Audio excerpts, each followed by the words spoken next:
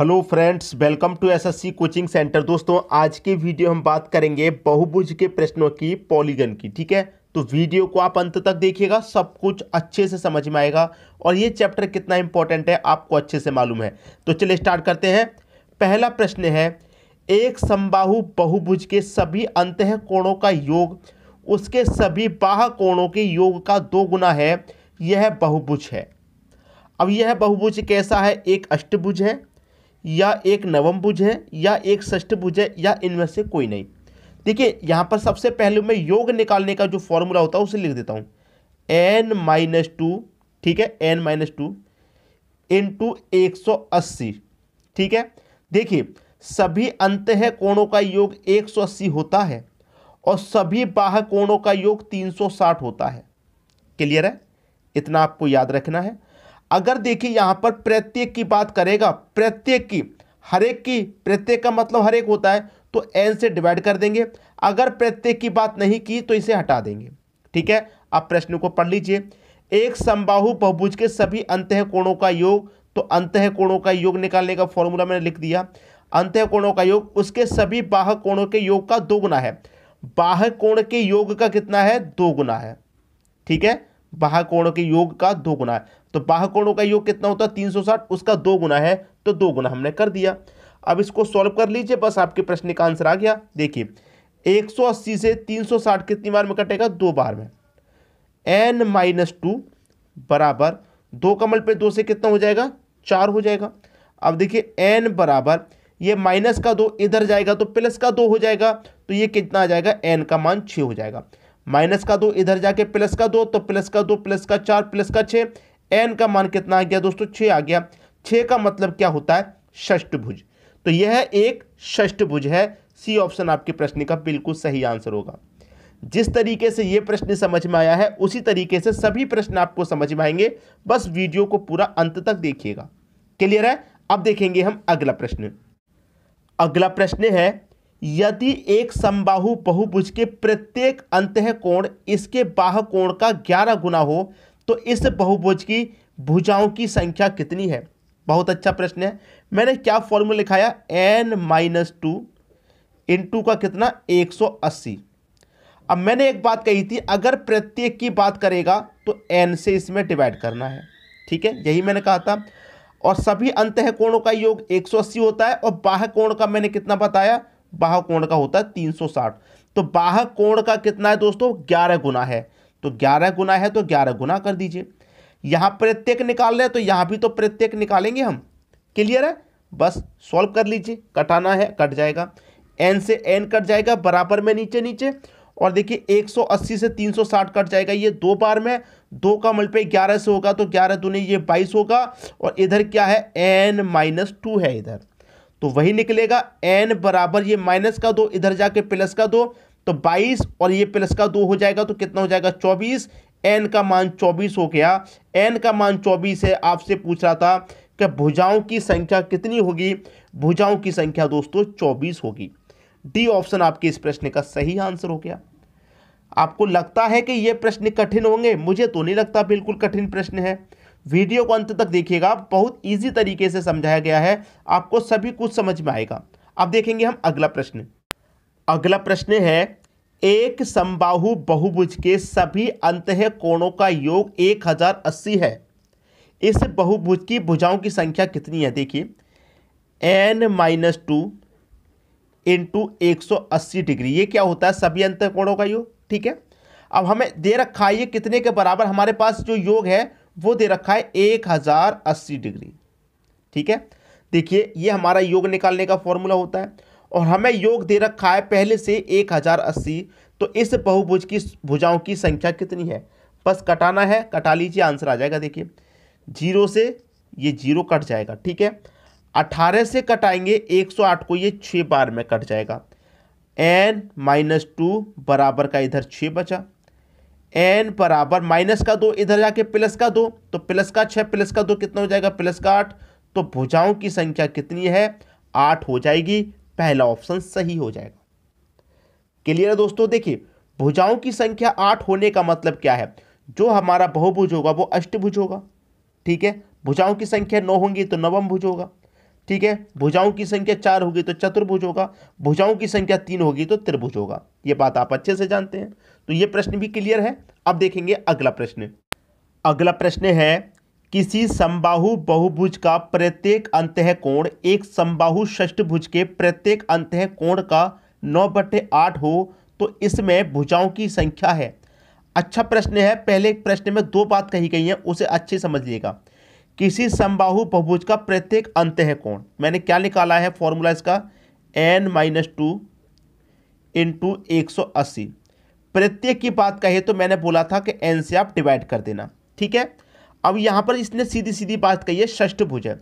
षष्ठभुज मतलब 6 भुजा वाला, तो n का मान आपको 6 दिया गया है।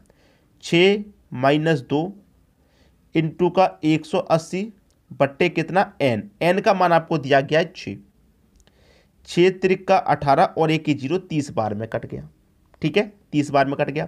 अब ये 6 में से 2 जाएगा, कितना आ जाएगा, 4 गुने कितना 30, 30 का मल्टीप्लाई 4 से कर दो, 120 निकल के आ गया इतने का मान।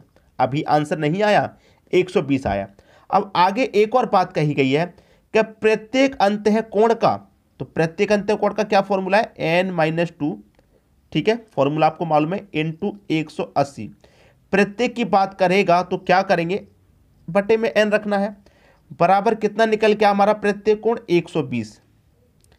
120 अंतः कोण हमारा 120 निकल के आया। कोण का कितना है, का मतलब जानते हैं, मल्टीप्लाई कोण का कितना 9/8, तो इसे 9/8 कर दीजिए। अब इसे कटाएंगे तो 8 से 120 कटेगा 15 बार में, ठीक है, इतना क्लियर है। अब मैं इसे कटाऊंगा तो सीधा सीधा 9 से कटेगा, ये 18, 9 दूने का 18, 1 की 0, 20 बार में। इसे कटाऊं तो 5 त्रिक का 15, 5 चौके 20, क्लियर है। अब 4 का मल्टीप्लाई n में करो तो 4n माइनस 4 दूने का 8, ठीक है, इतना क्लियर है, यहाँ तो कोई दिक्कत नहीं, बराबर। ये n का मल्टीप्लाई से क्रॉस होगा तो n का मल्टीप्लाई 3 से होगा तो ये 3n रहेगा, इधर 3 था, n का मल्टीप्लाई 3 से होगा तो 3n। 4n में से 3n कट जाएगा तो सिर्फ n बचेगा, और ये माइनस का 8 बराबर के इधर जाके प्लस का 8, तो n का मान कितना निकल के आया, 8 निकल के आया। तो इसमें भुजाओं की संख्या कितनी है, 8 है, जो कि डी ऑप्शन आपके प्रश्न का बिल्कुल सही आंसर हो जाएगा। उम्मीद करूंगा एक ही बार में सभी को समझ में आ गया है प्रश्न, किसी को कोई समस्या यहां पर नहीं होने वाली, ठीक है दोस्तों। अब देखेंगे अगला प्रश्न। अगला प्रश्न है, किसी समबाहु अष्टभुज के प्रत्येक अंतः कोण तथा बाह्य कोण का अनुपात। अच्छा प्रश्न है, देखिए फॉर्मूला आपको मालूम है, n-2 इंटू 180। ये क्या है, हमारा योग निकालने का फॉर्मूला है। अगर प्रत्येक की बात करता है तो इसमें n से डिवाइड कर देते हैं, इतना तो सभी को यहाँ तक पता है, किसी को कोई दिक्कत नहीं। अब यहाँ तक अंतः कोण की बात कही है इसने, अंतः कोण की, तो देखिए हमारा अंतः कोण आपको सीधा सीधा मालूम है, हम तो शुरू से बताते हुए आ रहे हैं। अंतः कोण क्या होता है आपका 180, ठीक है, 180। और बाह्य कोण कितना होता है, बाह्य कोण होता है आपका 360। और आपका कोण है कैसा, समबाहु अष्टभुज है। अष्टभुज का मतलब 8 भुजाओं वाला, तो 8 से मैं से कटाऊंगा तो 45 बार में कटेगा, ठीक है। तो हमारा जो अंतः कोण है इसमें से मैं माइनस करूंगा 45 को, 180 में से 45 माइनस करूंगा। मुझे क्या करना है, इंटरनल और एक्सटर्नल का अनुपात बताना है। इंटरनल मतलब अंतः कोण, एक्सटर्नल मतलब बाह्य कोण। तो अंतः कोण क्या है, 180 में से 45 को घटा देंगे, 135 आपका अंतः कोण है। और बाह्य कोण दोस्तों आपका कितना है, बाह्य कोण आपका 45 निकल के आया है। इनका अनुपात आपको बता देना है। कट के छोटा हो सकता है तो कट के छोटा कर लीजिए, 45 से कम 45, 45 त्रिक का 135, तो 3:1 में ये बट गया। 3:1 डी ऑप्शन में दे रखा है, ये आपके प्रश्न का सही आंसर है। अंतः कोण क्या होता है, अंतः कोण 180 में से जो बाह्य कोण आपने निकाला 45 उसे घटा देंगे, वो अंतः कोण, बाह्य कोण 45, बस इनका अनुपात निकाल लीजिए। क्लियर है सभी को प्रश्न। अब देखेंगे हम अगला प्रश्न। अगला प्रश्न है, एक षष्ठभुज में कितने विकर्ण होते हैं। अच्छा प्रश्न है, अभी तक जो हम देख रहे थे उससे बिल्कुल अलग प्रश्न है। कितने विकर्ण होते हैं, विकर्णों की संख्या बतानी है आपको। तो विकर्ण की संख्या आपको बतानी है, ठीक है, विकर्ण की संख्या।